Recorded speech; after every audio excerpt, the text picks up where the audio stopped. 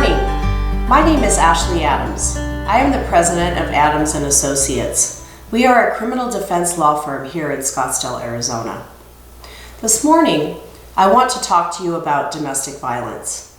I know that is not a very light topic on a Tuesday morning, but I think it's important that you understand all of the different types of domestic crimes that exist in Arizona. First of all, there is not just one statute that covers domestic violence. Instead, there are a number of laws that incorporate domestic crimes. We all think of assault and battery as being, of course, a domestic crime, but there's a whole host of other crimes that are associated in this arena, including kidnapping, disorderly conduct, criminal damage, criminal trespass, and custodial interference. There are actually 29 separate crimes that are associated with domestic offenses, and I'll get to in a minute why that's important. A domestic crime occurs within a domestic relationship. What is a domestic relationship?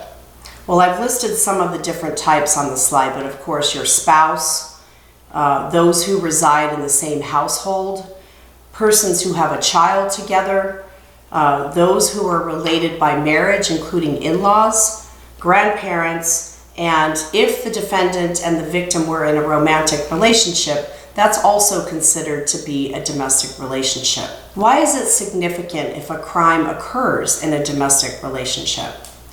Well, the reason is because there are significant consequences if a crime has a domestic tag on it. And what I mean by that, it says it's called a DV crime.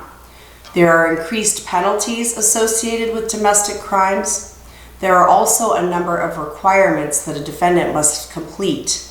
For example, your first offense in a domestic crime situation requires you to attend 24 hours of anger management classes. That's a lot. Your second offense requires you to attend 52 hours of anger management classes. There are also a number of fines and penalties that go along with that.